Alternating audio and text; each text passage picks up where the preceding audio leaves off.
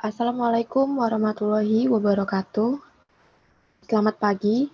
Kami dari kelompok 1 yang terdiri dari saya sendiri, Mega Safitri, kemudian Diela Adita,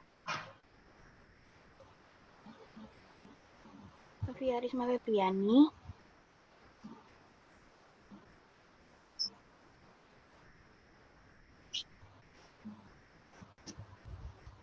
Diva Zahrani Mumtaz, Dendriani, Muhammad Alif Haris,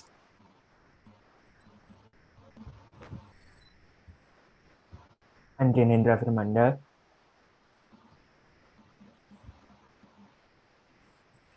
Ali Suwandik,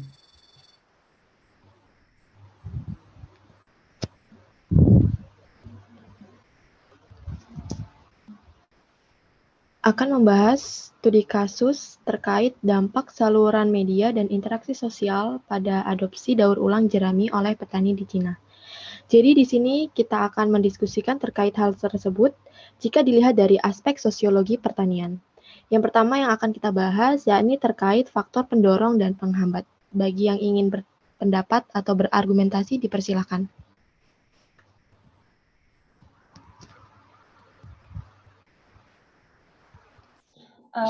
oh ya Mega, itu bukannya yang pertama itu deskripsi kegiatan pada kasus ya? Oh, deskripsi Oh, ya. dulu ya. Ya udah aja. Ini aku mau jelasin tentang deskripsi kegiatan pada kasus.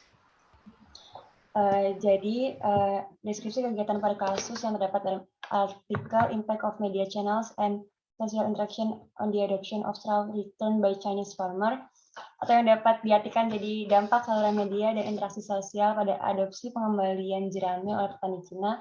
Kasus ini tuh berawal dari degradasi lingkungan yang substansial di Cina akibat dari pembakaran jerami dan juga yang mengakibatkan polusi. Nah, hal tersebut itu membuat pemerintah pusat di Cina membuat kebijakan dan larangan tentang pembakaran jerami untuk mengurangi degradasi lingkungan. Terus habis itu pemerintah pusat itu bekerja sama ilmuwan. Nah, ilmuwannya merekomendasikan untuk mendaur ulang jerami. Nah, selain mengurangi dampak seperti masalah degradasi lingkungan, mendaur ulang jerami juga bisa membantu dibuat jadi pupuk, terus bahan dasar dan bahan baku industri. Mungkin ada yang bisa menambahkan? izin menambahkan. Jadi dari adopsi inovasi tadi itu dibutuhkan saluran media dan interaksi sosial dalam memfasilitasi keberhasilan dari pengadopsian itu. Jadi nantinya saluran media ini bisa membantu petani untuk memiliki pengetahuan yang lebih baik tentang manfaat daur ulang jerami. Terus juga nantinya akan meningkatkan minat dari petani terhadap daur ulang jerami ini. Kemudian dari interaksi sosial, ini bisa membantu petani untuk mengetahui informasi secara lebih rinci tentang prosedur yang diperlukan untuk daur ulang. Jadi kasus yang akan dipecahkan dalam artikel ini itu apakah saluran media dan interaksi sosial ini akan mampu mempengaruhi petani untuk dapat secara sukarela mengadopsi daur ulang jerami ini. Jadi interaksi antara saluran media dan interaksi sosial ini akan saling memperkuat. Jadi secara umum petani yang menggunakan kedua sumber informasi ini memiliki kemungkinan yang lebih tinggi kalau saluran media dan interaksi sosial ini digunakan secara bersamaan dibandingkan dengan petani yang hanya menggunakan salah satu dari sumber informasi ini, atau saluran media aja atau interaksi sosial aja. Gitu. Makasih.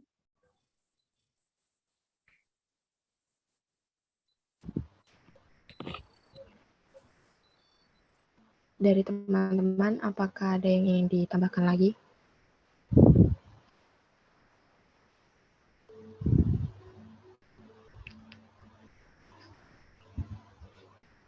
Kalau tidak ada, kita lanjut ke faktor pendorong dan penghambat pada proses dan interaksi sosial. Bagi yang ingin berpendapat, dipersilahkan. Saya izin berpendapat ya.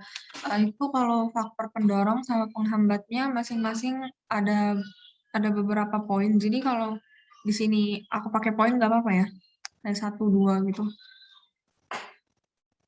Yang pertama, faktor pendorong.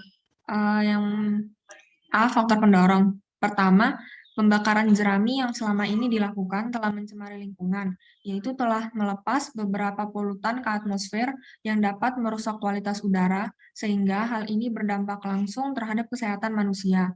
Terus yang kedua, pembakaran jerami berkontribusi pada peristiwa kabut asap skala besar yang terkadang dapat menyebabkan penutupan jalan raya dan bandara dan menyebabkan kerugian ekonomi lainnya. Yang ketiga, pemerintah Cina mengeluarkan pemberitahuan tindakan lebih lanjut tentang larangan membakar jerami pada tahun 2008. Larangan gitu.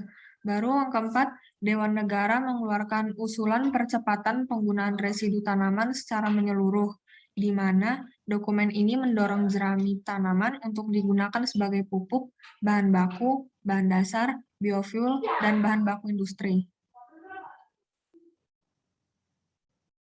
Baru yang kelima, pengembalian jerami dapat menyebabkan peningkatan prevalensi penyakit tanaman yang dibawa oleh jerami.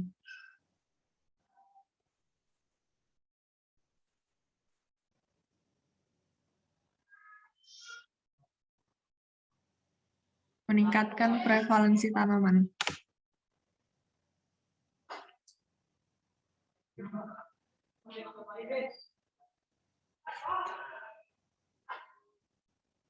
Baru yang kedua, faktor penghambat.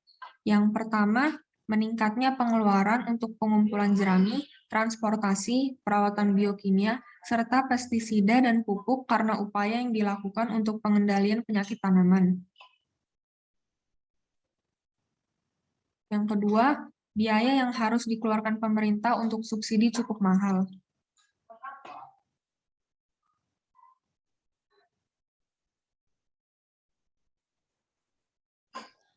Boleh diulangi nggak yang nomor 1 itu apa ya? Yang pertama, meningkatnya biaya pengeluaran untuk pengumpulan jerami, transportasi, perawatan biokimia, serta pestisida dan pupuk, karena upaya yang dilakukan untuk pengendalian penyakit tanaman. Yang kedua, biaya yang dikeluarkan pemerintah untuk subsidi cukup mahal. Jadi kalau yang kedua ini lebih ke subsidinya. Terus yang ketiga, lanjut aja. Yang ketiga, petani menerima terlalu banyak informasi dari berbagai sumber, sehingga terkadang petani menjadi ragu dalam mengadopsi suatu inovasi. Hal ini terjadi karena jumlah sumber informasi, keragaman informasi, dan perkembangan teknologi informasi dan komunikasi. Yang terakhir, informasi yang mungkin tidak sepenuhnya dipahami oleh petani karena tingkat pendidikan mereka yang terbatas.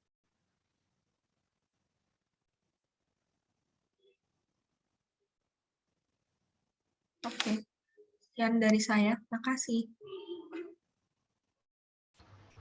Baik, terima kasih. Apakah ada yang ingin menyampaikan lagi? Cukup. Oke, baik. Selanjutnya, terkait peran aktor dan masyarakat dalam proses dan interaksi sosial. Bagi yang ingin berpendapat atau berargumentasi, dipersilakan. Oke, aku mau berpendapat ya tentang peran aktor dan masyarakat dalam proses interaksi sosial. Nah, jadi dalam interaksi sosial yang terjadi, banyak melibatkan tokoh-tokoh masyarakat. Nah, ini yang pertama untuk tokoh masyarakat, ada dari petani besar. Petani besar yang di sini maksudnya apa sih? Petani yang mungkin secara pendidikan lebih besar daripada petani-petani yang lain ataupun secara pengalaman. Nah, jadi ada beberapa petani yang dipandang lah di desanya itu. Nah, peran dari petani besar ini apa sih? Jadi kalau dari artikel ini disebutkan penduduk setempat atau petani biasa yang berkomunikasi utamanya tuh dengan petani besar, tetangga dan teman. dan lain-lain. Nah, lalu untuk peran tokoh agama tidak disebutkan dalam artikel ini, jadi mungkin tidak ada peran tokoh agama. Lalu untuk peran kelompok tani dan organisasi sosial lainnya, dalam artikel ini ada beberapa organisasi sosial yang terlibat dalam proses interaksi sosial yang terjadi. Di antaranya ada anggota koperasi. Di artikel ini juga dijelaskan kalau petani-petani kecil mereka kan kebanyakan menjual hasil panennya kepada koperasi. Jadi proses interaksi sosial juga terjadi terhadap anggota koperasi. Lalu ada penyuluh juga. Penyuluh sebagai yang menyalurkan informasi dari pemerintah kepada petani. Lalu untuk peran pemerintah desa dan pemerintah di atasnya, itu diantaranya ada juga dari pemerintah pusat, pemerintah daerah. Untuk peran pemerintah pusat, jadi peran pemerintah pusat itu apa yang menetapkan untuk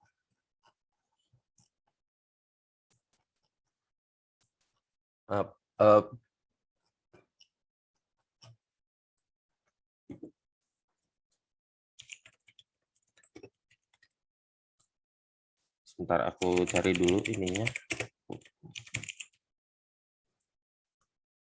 Nah, di artikel dijelaskan kalau peran pemerintah pusat itu yang mengeluarkan aturan untuk larangan pembakaran jerami.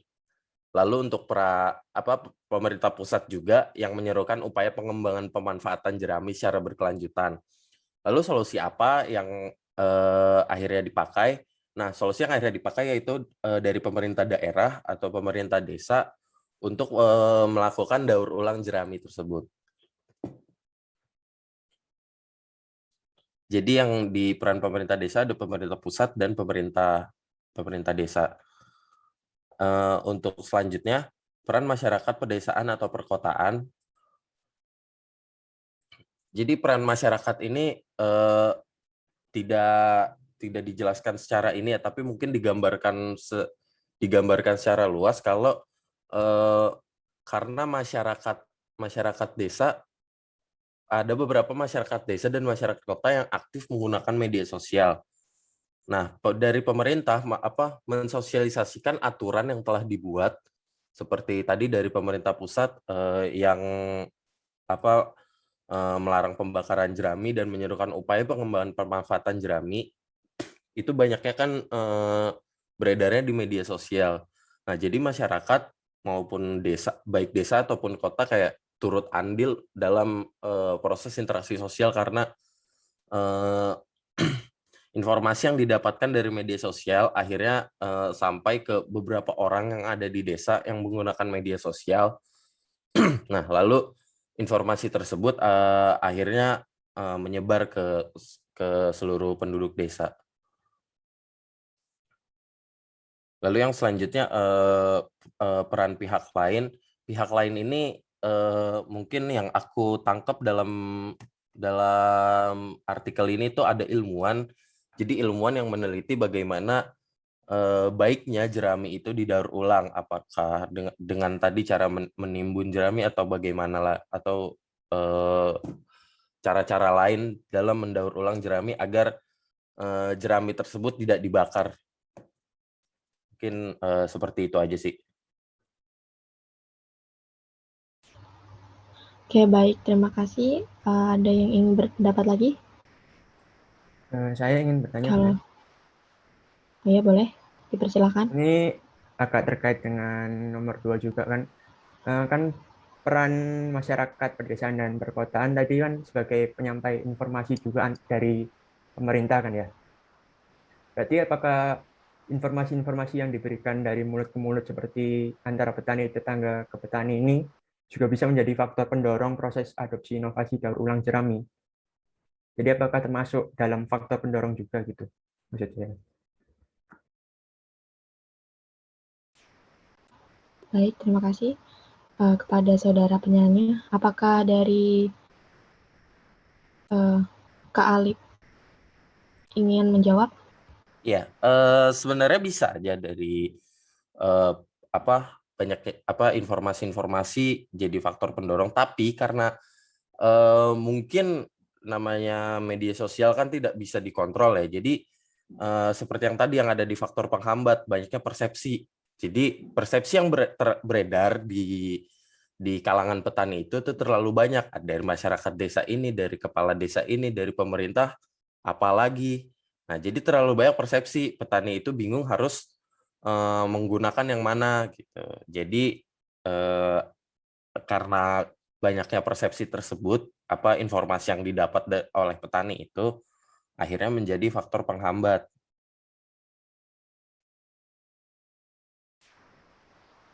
Baik, apakah sudah menjawab? Sudah menjawab, terima kasih. Oke, baik. Selanjutnya terkait karakteristik pemangku kepentingan atau aktor sosial. Bagi yang ingin berpendapat Izin berpendapat. Sebelumnya setuju sih dengan penjelasan dari Kak Alif tadi mengenai peran dari pihak-pihak yang terkait dalam kasus ini ya. Selain peran, pihak-pihak juga terkait dengan memiliki karakteristik yang berbeda antara satu dengan lainnya, seperti karakteristik dari tokoh masyarakatnya. Waktu semester 2 kita pernah diajarin tentang beberapa kategori adopter nggak sih? Masih ada yang ingat nggak? Oh iya, dijelasin. Yang Lagarde gitu-gitu, apa bukan? Iya, yang itu. Kan di dalam kasus ini dijelaskan tuh ada 3 kelompok. Yang pertama ada kelompok masyarakat yang non-adopter atau yang belum merealisasikan kebijakan ini, menurutku masuk ke dalam kategori laggard ya, sama karena karakteristiknya yang masih berpola pikir tradisional dan juga kurang berwawasan. Lalu selanjutnya ada kelompok adopter sukarela yang menurutku masuk ke dalam kategori early majority atau mayoritas awal karena karakteristiknya yang mungkin penuh pertimbangan saat mengadopsi kebijakan daur ulang jerami tersebut. Tetapi kelompok ini juga memiliki interaksi internal yang tinggi dengan berpotensi untuk menunjukkan kepada masyarakat yang lainnya bahwa kebijakan daur ulang jerami ini cukup bermanfaat loh, atau cukup layak untuk diaplikasikan.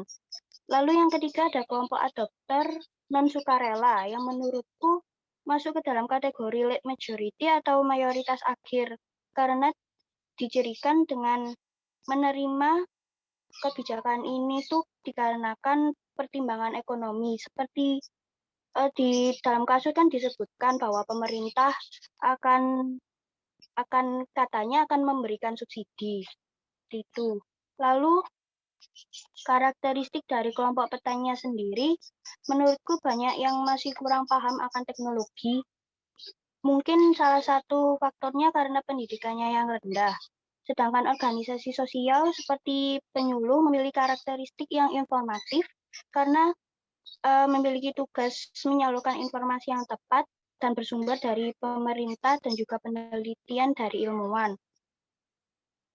Selanjutnya dari pihak pemerintah pusat memiliki karakteristik yang inovator seperti melakukan penyeruan upaya pengembangan pemanfaatan jerami secara berkelanjutan.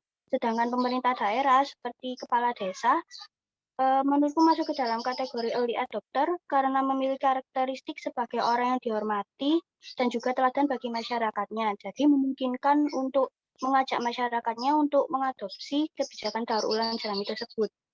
Lalu karakteristik masyarakat pedesaan menurutku masih berpola pikir tradisional ya dibandingkan dengan masyarakat perkotaan yang memiliki pemikiran yang modern.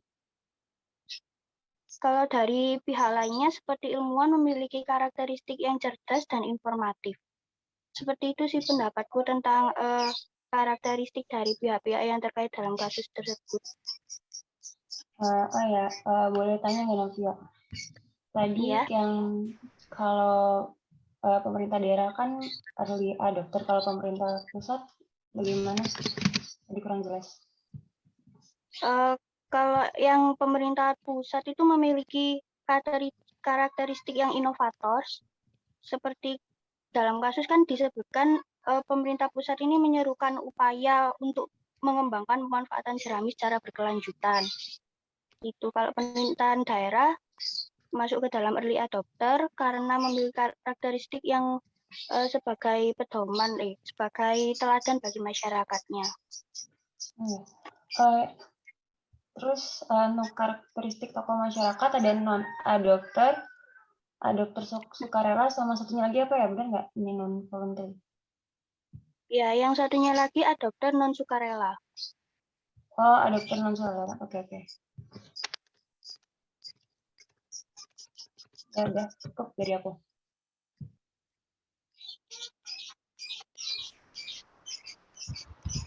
Oke, baik. Terima kasih. Apakah ada yang ingin berpendapat lagi?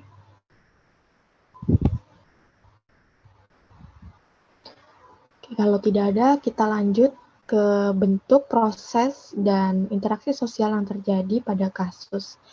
Yang pertama itu terkait bentuk hubungan di antara pihak pada kasus. Jadi di dalam artikel tersebut ada beberapa bentuk hubungan atau interaksi yang terjadi. Paling dominan dalam artikel tersebut itu adalah bentuk kerjasama asosiatif, yang mana saling menguntungkan atau bersifat mutualisme gitu. Saling menguntungkan di antara pihak-pihak yang terkait. Yang pertama itu adalah kerjasama. Nah, kerjasama di sini itu kerjasama antara pemerintah, ilmuwan, kemudian kelompok tani, dan penyuluh pertanian. Kemudian yang kedua adalah pemerintah memberikan subsidi kepada petani. Terus yang terakhir itu asimilasi, yaitu penyuluh memberikan informasi terpercaya untuk mengurangi perbedaan persepsi yang terjadi di antara petani. Mungkin itu yang dapat saya sampaikan. Apakah ada yang ingin menambahkan?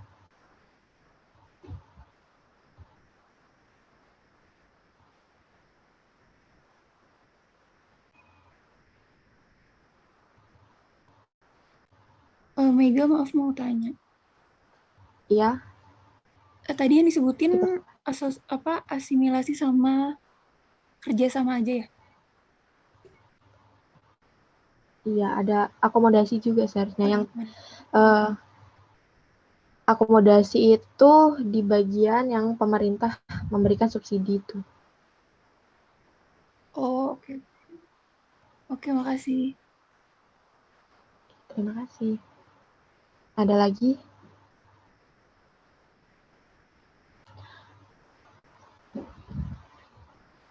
Jika tidak ada, mungkin bisa dilanjut ke proses terjadinya konflik di antara pihak dan kasus. Pihak pada kasus.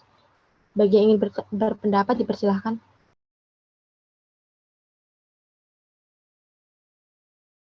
Ya, izin berpendapat. Kalau untuk konflik sendiri itu kan, kalau menurut aku di artikel kali ini tuh nggak ada konflik gitu. Karena kan konflik itu lebih ke perselisihan atau perdebatan ya. Dan di sini tuh nggak ada yang sampai menimbulkan itu gitu. Paling adanya itu perbedaan persepsi atau pendapat, dan itu perbedaan itu tuh nggak sampai menyebabkan pertikaian atau perkelahian. Kayak misalkan kan ada aturan kebijakan untuk recycle kan. Nah, tapi itu nggak semua petani itu setuju karena mungkin masalah biaya atau dan lainnya.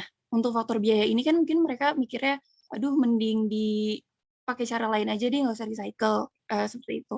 Nah, tapi petani-petani ini yang awalnya nggak setuju, itu mereka tetap melakukan dengan adanya subsidi pemerintah atau mungkin bantuan petani lainnya. Jadi cuman perbedaan persepsi aja gitu. Kalau dari aku, kalau dari teman-teman gimana? Setuju nggak kalau misalkan iya gimana? Kan tadi memang nggak ada konflik ya, cuman kayak ada sedikit permasalahan yang terkait perbedaan persepsi. Jadi kira-kira bisa nggak kalau ada nggak kemungkinan perbedaan persepsi ini nantinya jadi konflik gitu?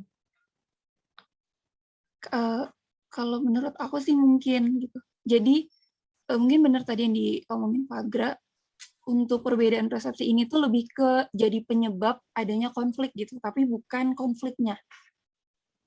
Oh, jadi dia cuma kayak bisa memicu, tapi sejauh ini masih belum jadi permasalahan utamanya gitu, bukan jadi konfliknya gitu. Iya, kalau menurut aku kayak gitu. Oke. Mungkin dari teman-teman yang lain gimana?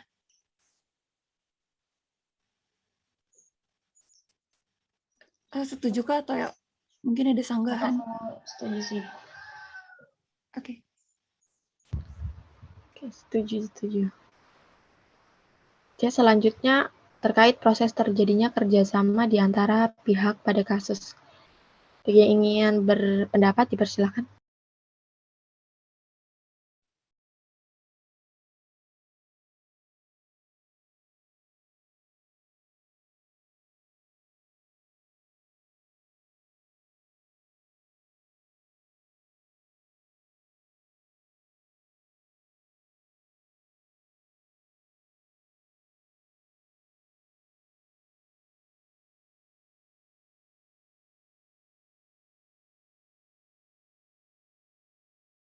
Sesuatu suara kamu kayaknya nggak kedengeran deh.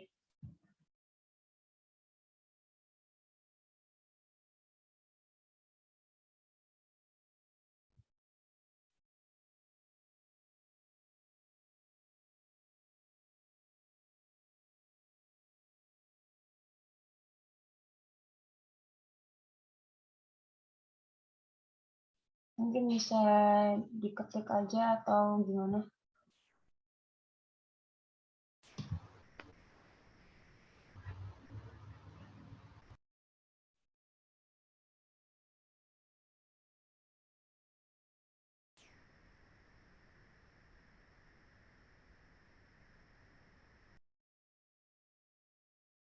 Oke.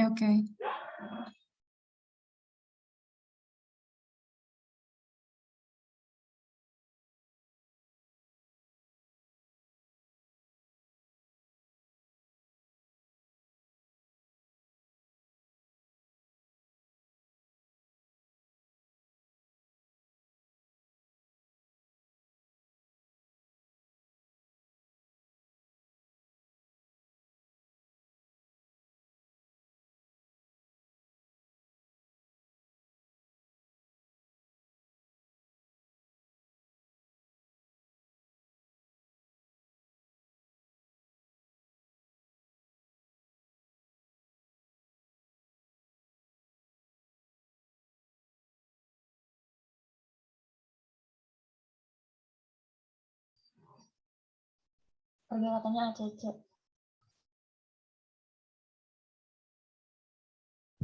Sama teman-teman.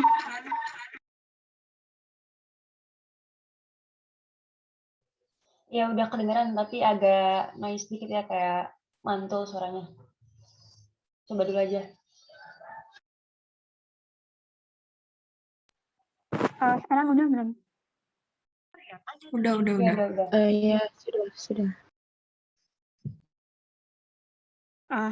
Izin berpendapat. Nah, seperti yang disampaikan Mika tadi, kan ada kerjasama yang terjadi. Nah, kalau menurut saya, pada kasus tersebut terjadi kerjasama antar pihak, yaitu pemerintah pusat sendiri itu telah memberikan kebijakan mengenai larangan pembakaran jerami. Dikarenakan jerami yang dibakar akan mengakibatkan atau terancamnya lingkungan yang ada di sana. Nah, kalau menurut Liu dan kawan-kawan, pada tahun 2019, pembakaran jerami ini memiliki banyak kerugian. Salah satunya yaitu mempengaruhi kualitas udara dan tanah. Lalu ilmuwan, pemerintah daerah dan penyuluh mereka juga saling bersama. Penyuluh di sini tuh memiliki peran untuk menyediakan informasi berdasarkan penelitian yang telah dilakukannya. Nah, kemudian diberikan kepada pemerintah daerah itu yang akan memfasilitasi penyuluh untuk disampaikan ke masyarakat. Terus pemerintah daerah sendiri itu juga bekerjasama dengan pihak penyuluh untuk memberikan informasi terpercaya untuk mengurangi persepsi yang ada di petani ke masyarakat. Sehingga informasi yang tersebar di petani merupakan informasi yang terpercaya. Kalau menurut saya begitu. Ada teman-teman yang mau menambahkan?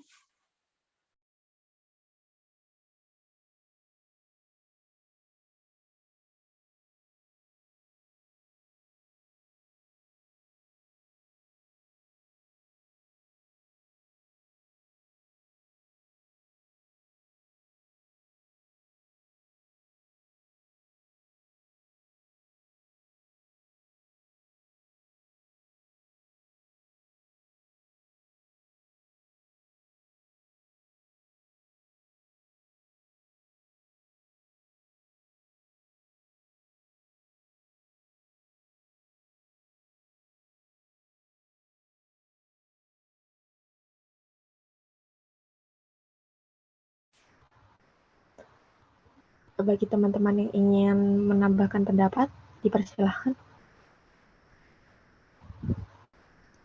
Oke, kalau tidak ada, gimana? Cukup dulu. Cukup, oke. Kita lanjut ke mengembangkan interaksi dan proses sosial yang terjadi pada kasus yang diambil bersama kelompok dan dosen pengampu. Jadi, di sini ada dua. Yang pertama, strategi yang muncul dalam mengatasi konflik. Bagi yang ingin berpendapat, dipersilahkan. Izin berpendapat. Menurut saya, maka yang perlu dilakukan untuk mengatasi atau lebih tepatnya menghindari konflik ini adalah dengan cara menyelaraskan kepentingan dan tujuan di antara pelaku dengan cara penyuluhan yang dimulai dari pemerintahan pusat, daerah, hingga kelompok tani dan masyarakat. Yang dimana penyuluhan tersebut yaitu mengkomunikasikan bagaimana mengatasi limbah jerami tanpa membakar hingga menciptakan polusi. Karena jika tanpa keselarasan kepentingan dan tujuan, maka hanya akan terjadi konflik di antara pihak-pihak. Seperti tadi yang dikatakan Kak Alif, yaitu jika terlalu banyak persepsi akan menjadi faktor penghambat. Nah, mungkin ada yang menambahkan bagaimana kita bisa mengatasi konflik ini.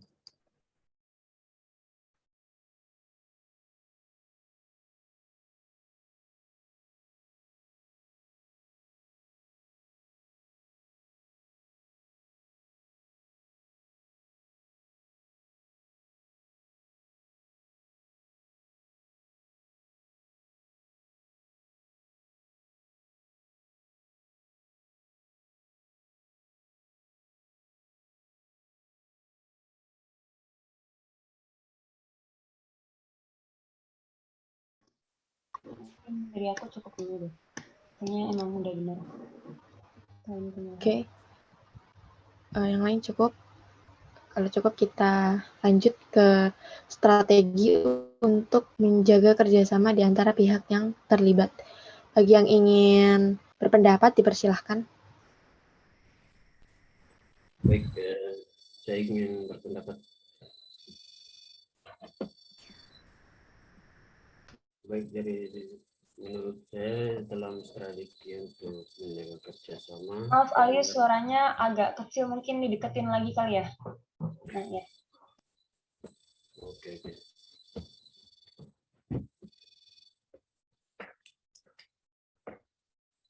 Baik, dari menurut saya ingin berpendapat bahwa dari strategi untuk menjaga kerjasama di antara pihak yang terlibat. Dari perspektif kebijakan itu memberikan pemahaman yang lebih baik tentang hubungan antara saluran media dan interaksi sosial, sehingga dapat memfasilitasi pengembangan yang lebih baik dan efektif. Terus strategi komunikasi yang efisien dan komprehensif untuk mempromosikan pengembalian jerami di Cina itu sendiri. Terus strategi yang lain yang bisa diambil dalam menjaga kerjasama di antara pihak yang terlibat adalah dengan menjaga komunikasi antar pihak serta menyampaikan informasi yang jelas dan akurat. Mungkin pendapat saya seperti itu. Mungkin ada yang mau menambahkan.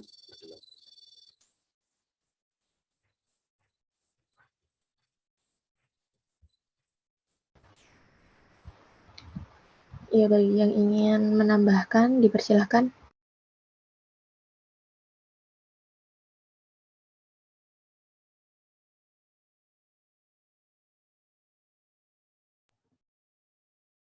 Izin bertanya, kenapa perlu ada informasi dari media sosial juga? Emang kenapa kalau misalkan cuma dari interaksi sosial aja? Iya, baik. Terima kasih bagi saudari penanya. Apakah Ali Yuswandik bisa menjawab? Oke, baik. Ya, terima kasih. Dari interaksi sosial media itu sangat penting karena dengan adanya interaksi di media sosial itu dapat diakses terkait promosi tadi Jerami itu sendiri, sehingga pelanggan itu bisa dapat percaya dengan menerima permintaan sama penawaran yang dipromosikan terkait Jerami seperti itu.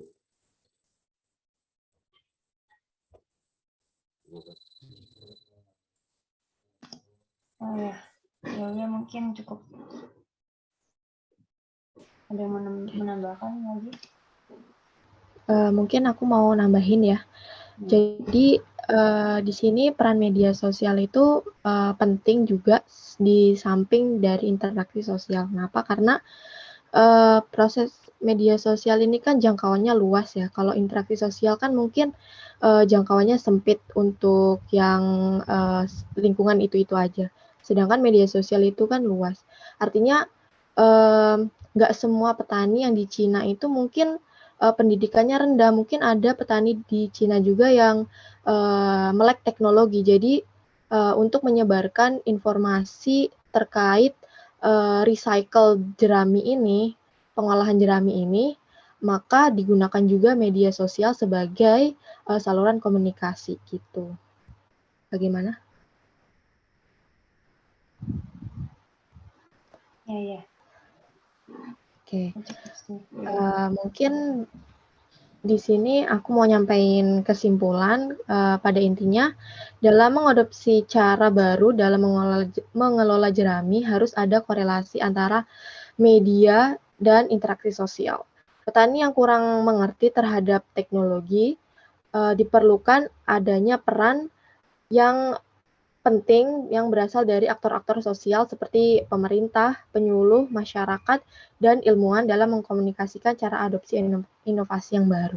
Seperti itu. Mungkin ada yang ingin menambahkan dari kesimpulan tadi?